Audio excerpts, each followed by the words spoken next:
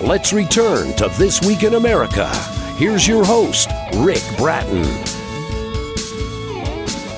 Welcome back, everybody, coast to coast, This Week in America. Bob Labbe is an engineer, author, and now inventor. Most of us have had that moment where we've said, I've got this great idea for a new product. Well, Bob had that thought too. After a nasty run-in with a drink coaster, he put his engineering background to work and a new product was born, the ultimate drink coaster. A coaster that actually works, protecting surfaces from drink condensation and preventing that condensation from spilling on the user. Bob earned his bachelor's degree in engineering from Georgia Institute of Technology and began studying for his master's in engineering and business. We'll talk with Bob Labbe on today's program about how to succeed as an inventor. Bob has also been with us before talking about his popular book, Putting by the Numbers, a quantitative method of lag putting. Back with us now as an inventor, Bob Labbe. Bob, welcome back to the program. Great to have you back with us. Well, Rick, thanks for having me with you. I'm looking forward to our discussion. I love the concept. We've all had that where if I only had the time I could develop this, or I'm surprised somebody hasn't come up with a better idea. You've gone through that situation yourself. What was your inspiration for the invention and developing the ultimate drink coaster? Well, it kind of started out in October of 2023. I was at my daughter's house in Atlanta, and we were getting ready to go out to dinner. So we were having a couple cocktails before we went out to dinner. We were all dressed up in our best, and I was having a Manhattan, and she had given me a leather coaster, which had my drink on, and there was enough condensate coming off that glass that it got the leather coaster wet. And when I picked up my drink to have a sip, the coaster fell on my silk tie, my coat, pants, and on the floor. And it actually ruined my tie. I never have gotten it properly cleaned. So with that, it kind of upset me. And I said to my daughter, I said, I think this coaster thing has been a pet peeve my whole life. And I had just sold my company and I was about ready to retire at the end of the year. And I said, Kelly, I'm going to solve this problem. I'm going to invent something that really works. And so that was the impetus to start figuring out how I could make a better coaster. We've all had, well, yeah, that moment, like, okay, here's my idea. You actually took it the next step, the big step, which is getting started. How did you go about doing it? Because you just didn't say with everybody in the room, this really upsets me, I'm going to do something about it. You did something about it. What was that first step like? How do people get started? Well, being an engineer, I'm a pretty quantitative and person, and we learn in engineering how you got to define the problem before you can solve the problem. And so the first step that I did, I defined the problem in that most coasters are either too heavy and they stay on the table, or they're too light and they stick to the bottom of the glass.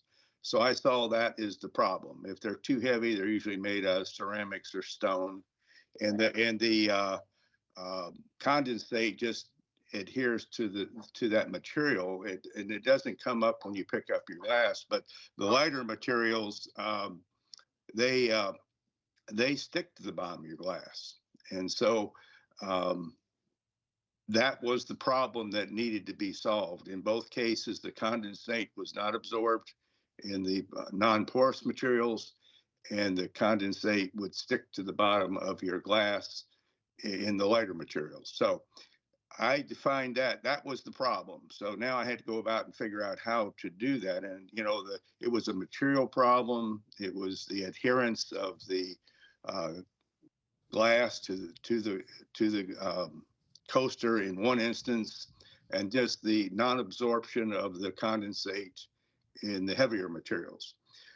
So with that being established as the problem, I said, well, how do I keep the glass from sticking to the coaster? And I used just the fluid mechanics of capillary action. as the basis for the solution to that problem. And if you look at my coaster, it has 1 millimeter semicircles in every part, in every grid, both horizontally and vertically.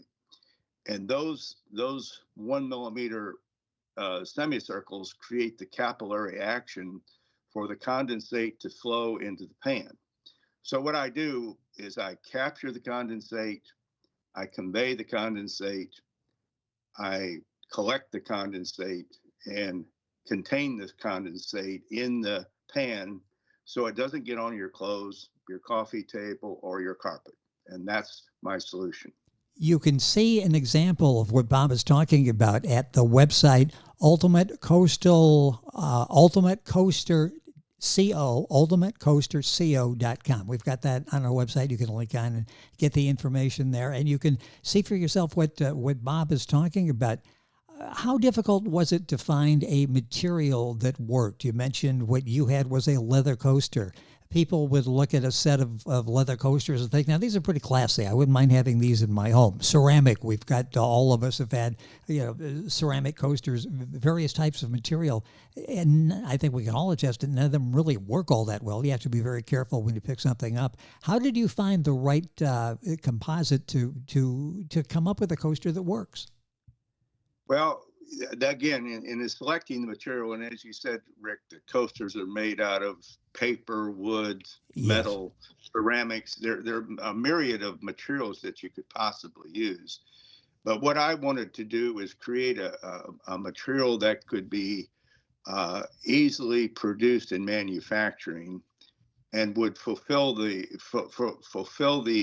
requirements of being dishwasher safe. So you can take my coaster after using it a day or two or evening, whatever you choose, and just throw it in your dishwasher, and it will work nicely. It's made out of ABS material. You can make it out of ABS material, polypropylene, but I wanted a material that would stand 190 degrees plus, so that you could wash it in your dishwasher and it would be safe to do that. Because frankly, I don't buy any product that I use for food services that isn't able to be washed in the dishwasher, and that's another little pet peeve of mine. So I solved the problem material by saying, okay, I got to have something that's easily injection moldable and safe in the dishwasher and would look good in any household setting, being it interior or on your porch. And so we have a myriad of different colors, clear ones. We put logos on them for various sports teams, and we've sold them to golf courses with their logo on them. We use UV printing to do that, so that it too is dishwasher safe. It's amazing what Bob has done in taking this idea and turning it into a viable product that's doing exceptionally well. You'll find the product at ultimatecoasterco.com, the Ultimate Drink Coaster Company. Let's talk about the next step. Once you have all of this together and you've got this great idea, here's what it's going to be made of, here's how it's going to work. What's the next step then? How do you go about making sure somebody else doesn't have that idea? You're stealing somebody else's patent. How do you get your own patent? Talk about your case, how you went about answering all those questions.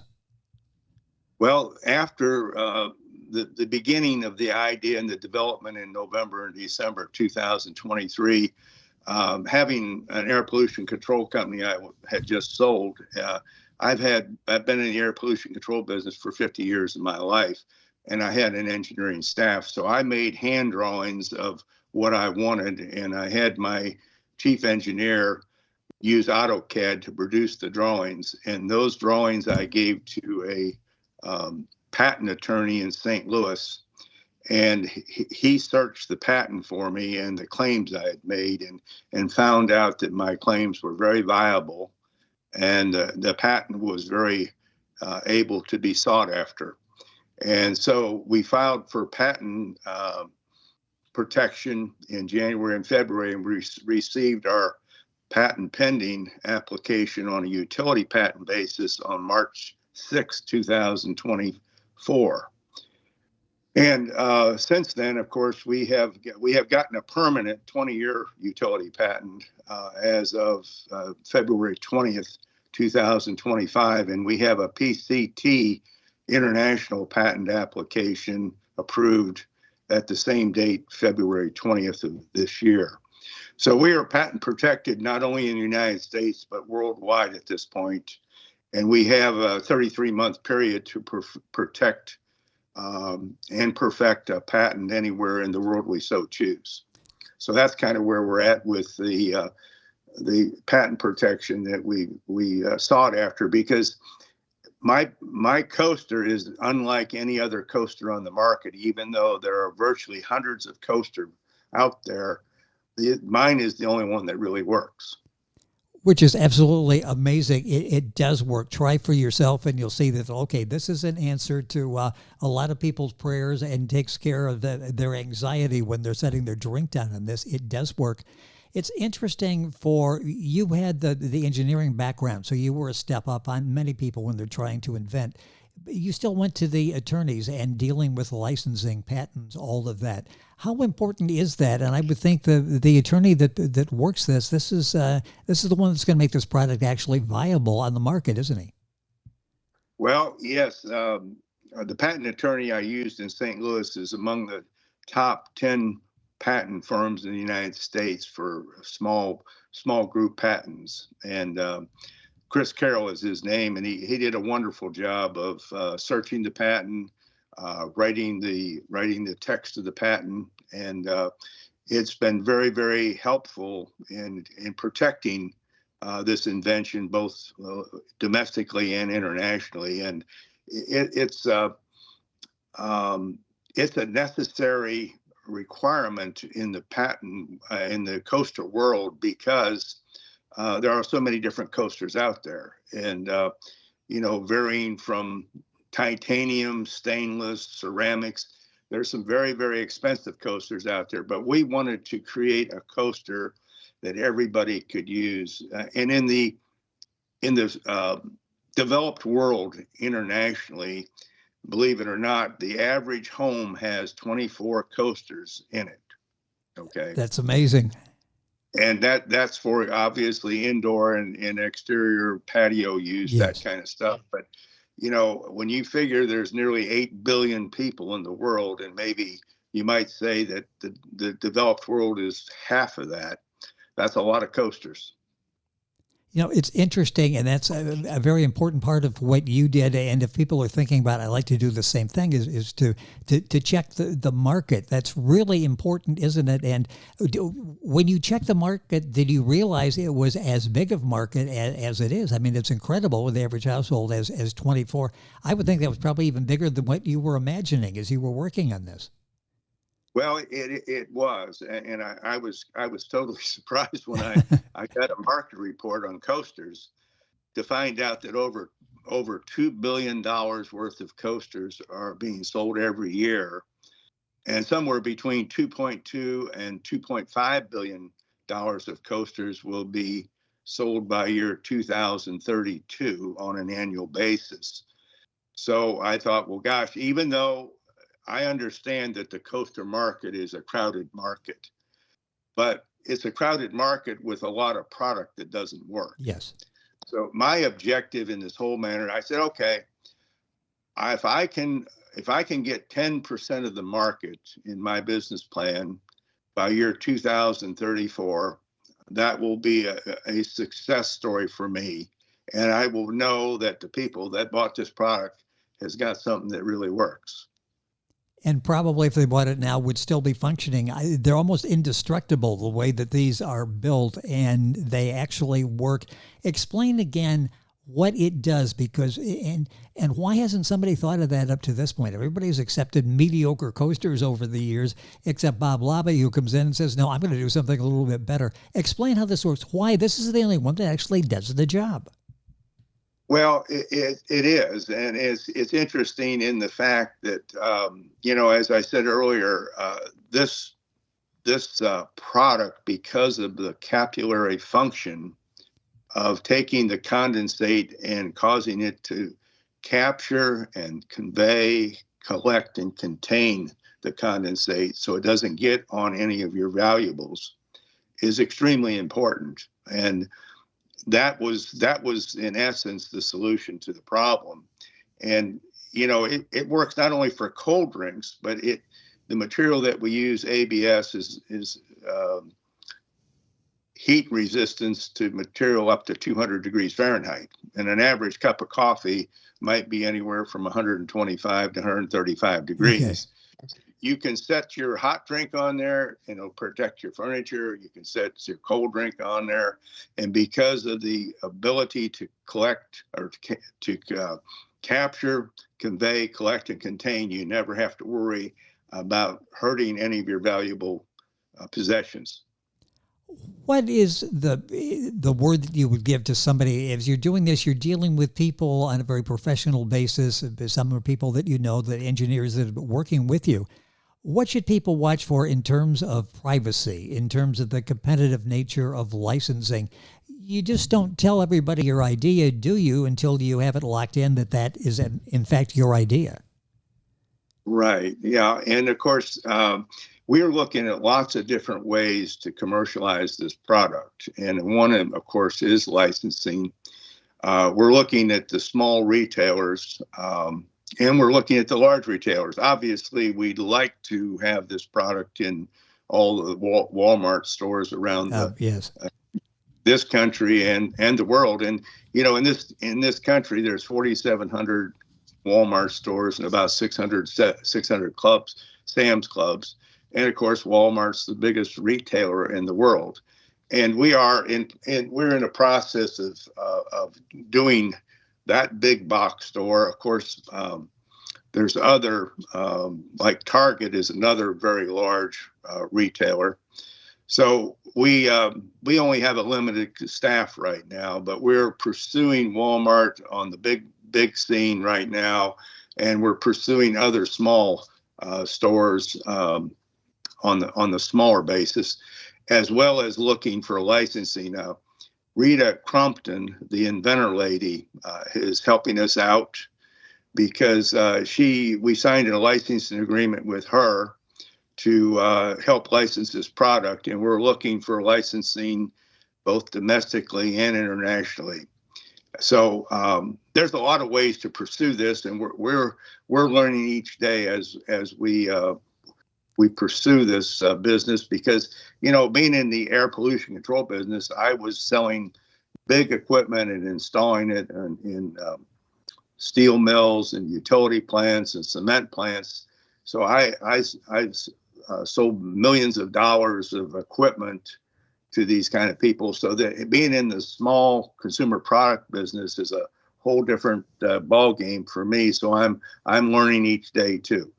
Talk about developing the prototype. How challenging was that? Is this something you came up with the first few times you tried, or was it some hit and miss before you really got exactly what you wanted?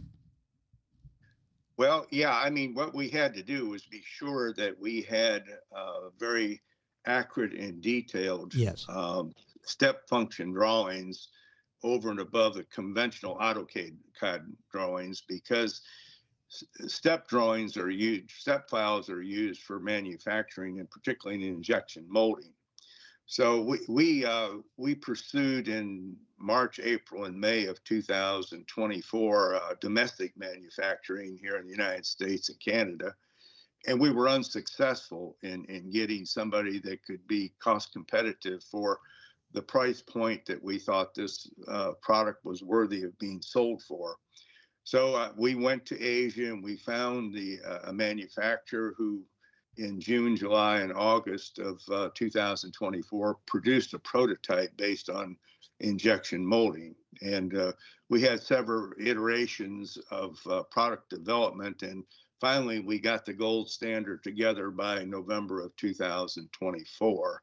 And we began commercialization in January of 2024, just 6 months ago. So we're early in the game, and we got a lot to do, but we have a plan, and we think that once the consumer gets this product and realizes that it really works. We've sold this to golf courses with their logos on them. There's a lot of application for this in the promotional world, and we're pursuing that through the ASI Association. We're attending their trade show at McCormick Place in Chicago next week. And there's a myriad of opportunities for professionals, associations, fraternities, gosh, you name it, Fortune 500 companies for their commercialization. They're putting their logo on this product. So there's a lot of application here. We just haven't got there yet. It's interesting because this is something a family could buy and use and have a coaster finally that works when they're entertaining or just drinking the beverages as they're watching the television, and something that's a marketing tool as well, as you mentioned. This is something that businesses can put their imprint on and pass out to people. And they're getting the market out there, they're getting their message out there, and they're giving people something that has some value. Talk about, you had the knowledge to get this started. If somebody has an idea, they really shouldn't give up their day job, should they? This has to be expensive to go through all of the legal proceedings, all of the testing. It really takes some startup cash for many people. Oh yeah, it certainly does, and we've already spent six figures in getting to the point we're at now, and it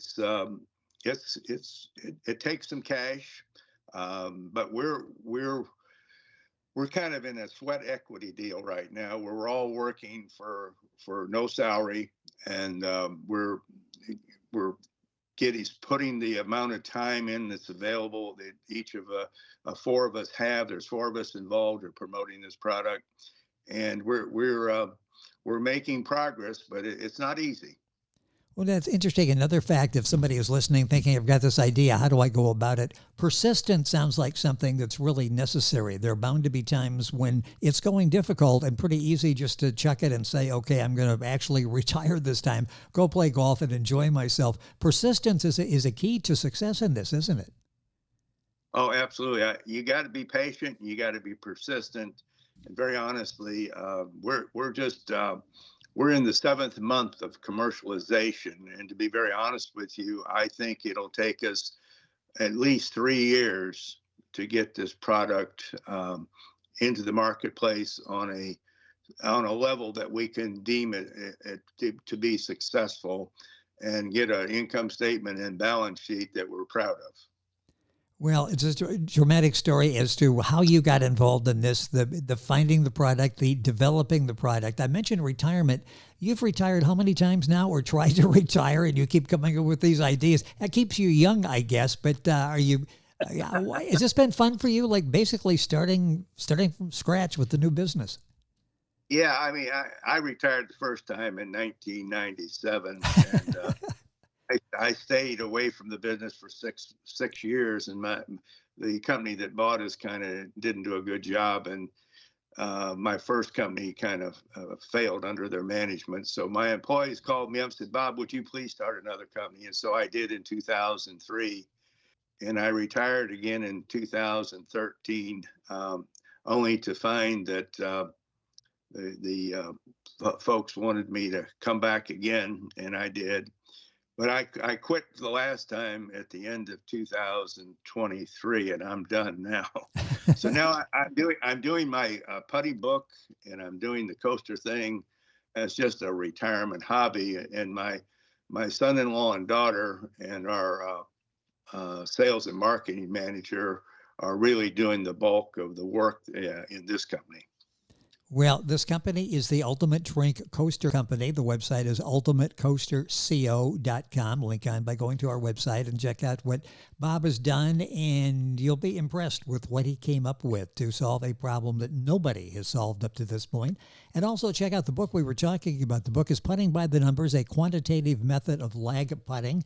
His website for that is puttingbythenumbers.com. That book continues to do well and giving golfers a shot at maybe taking a few strokes off their game, isn't it? Yes, it is. Matter of fact, the book, it's in 300 bookstores around the United States, and we we just got done with a book fair in Beijing, China, and the UAE. We got a book fair going on in Guadalajara later this summer. The book is selling really good. And that my whole purpose in the book was to get the message out. There is a quantitative way to long distance putt. And I really don't care if I make any money from that. I just want golfers to know, whether you're an amateur or a professional, there is a way to know how hard to hit that ball. You know, I love a quantitative approach. The engineer in you comes out in all of these phases of your life, doesn't it? You have this tendency to break things down and to put them together correctly. How important has that been in sales, even just this engineering background, the analytical knowledge that you have, the power?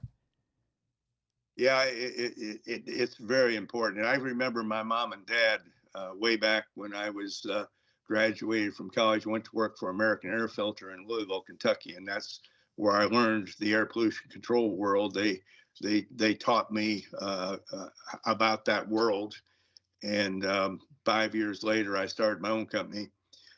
And when I told them I was going to work for American Air Filter and I was going to be a sales engineer, they said, "Oh no, you went to engineering school for 4.5 years and you're going to become a salesman?" I said, "Mom and Dad, listen, this is the way you learn the application engineering, is how you solve problems and create products." Well, that has been my life story. And it came in handy with the Ultimate Drink Coaster. You knew the problem. You knew how to go about solving the problem. The problem has now been solved. It's up to us to respond and look and see where you can pick up your Ultimate Drink Coaster. The book, the information on the website, ultimatecoasterco.com. Bob Labbe, by the way, if you're Googling that, that's Labbe. The website is puttingbythenumbers.com. We've got all that on our website, so you can keep track of Bob and see what he's up to. Are you working on anything else now, or are you just satisfied that you've conquered the world with all these ideas? Yeah, my wife and I have decided that I stay active, with the drink coaster business, and I have a literary agent with Bookhaven Literary in Jackson, Mississippi, that's doing all the work for me in the book, and I participate in interviews for the book. But my wife and I have decided we're in the golden age and years now, so I'm going to just support these two efforts and enjoy the rest of my life. No more pursuing pet peeves and trying to correct those. So you're done with that now. But you took a big one off the market and gave us a product that we can all use. We can all, as you're talking about that, think back to coasters where we've had coaster failure at one point or another. In your case, ruining a nice tie, and for other people, it could have been other items of clothing. But it's interesting how this idea got started, the success it's had. So people out there thinking, I'd love to be an inventor, you've got sort of a behind-the-scenes look at it from Bob's vantage point with the Ultimate Coaster. Bob, it is always a pleasure. Congratulations on the success of getting this to market. The putting book is doing exceptionally well. Thank you once again for being with us on the program.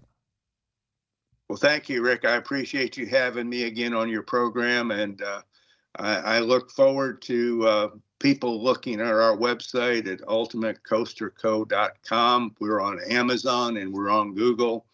And if you want a drink coaster that really works, you got to try this. And it's the only one that really works. So check it out. And they got a link if you're driving. You can't remember the website, ultimatecoasterco.com. Link on our website, thisweekinamerica.us. We are back on today's program right after these messages. This Week in America is online. You can visit our website, thisweekinamerica.us. Scott Pinkerton, Associate Producer of This Week in America. Jay Anderson, Segment Producer. Ben Watson, Webmaster. Otto Bechet, Director of Engineering and TV Production. This Week in America produced and is a trademark of Blue Funk Broadcasting, LLC. For information on all of our guests and to listen to this week's show, our website again at thisweekinamerica.us. And I'm Sean Bratton, Executive Producer of This Week in America.